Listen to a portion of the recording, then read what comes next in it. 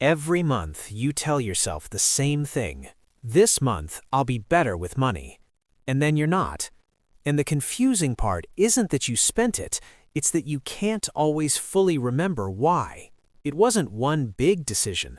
It was small moments, little reliefs. And you're left with the same quiet feeling. Not quite guilt, more like confusion, like something else was making the decisions. It wasn't irresponsibility, it was your nervous system doing exactly what it was trained to do. Most money advice treats overspending like a math problem. Track your expenses, make a budget, have more discipline. But if discipline was the answer, it would have worked by now. The truth is, overspending almost never comes from not knowing better. It comes from feeling something and using money to manage that feeling. Today we're going to look at 3 psychological roots of overspending, not to shame you, but so you can finally see what's actually happening underneath. The first root is the most common and the least honestly discussed. When you're stressed, anxious, bored, or overwhelmed, your brain is in discomfort, and discomfort wants relief, fast. Buying something gives the brain a quick signal. I did something. I have something now. I feel a little better. This isn't weakness, it's your brain trying to regulate your emotions in the fastest way it knows. The problem is that the relief only lasts minutes, sometimes seconds, and then the original feeling returns, sometimes heavier because now there's a financial consequence sitting on top of it. The purchase didn't solve the discomfort, it just delayed it. The second root goes deeper. By the time most of us had our own money, we had already built a relationship with it. If money was scarce growing up, if there was always stress around it, if it ran out before the month ended, your brain absorbed something very specific, because that's what it witnessed, that's what it learned to expect.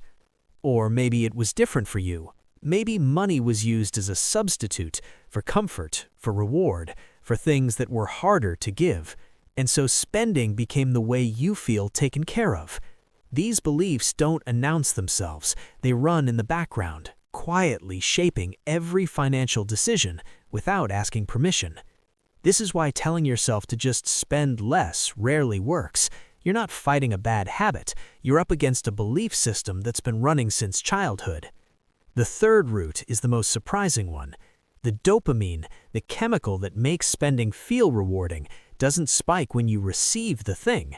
It spikes in the moment right before, the scroll, the add to cart, the moment your finger hovers over place order. Your brain has learned this action leads to reward, so it gives you the reward early, as excitement, as possibility, as a small relief. And then the item arrives, and nothing. The feeling is already gone. So you look for the next thing. Not because you're greedy, because your brain is chasing the feeling it had before the purchase, not the purchase itself. This is why more income doesn't always fix it. The brain finds a way to outspend every level. If this is landing, stay with it. The most important part is what comes next. Understanding these 3 roots changes something. Not overnight, but it changes the conversation you have with yourself. Instead of asking, why can't I control myself, which is a shame question, you start asking, what am I actually feeling right now? Because when you can name the feeling underneath the purchase, you have a second of choice. Not to suppress the feeling, not to be perfect with money overnight, just to see it. That 1 second of awareness before the click is where change actually begins, not in the spreadsheet, in the pause. Your wallet isn't the problem. Your nervous system is. And nervous systems, the good news, can heal with awareness, with time, with understanding that doesn't ask you to feel ashamed first. You were never bad with money. You were responding to something real. If this felt like something you needed to hear, pass it on to someone who might need it too.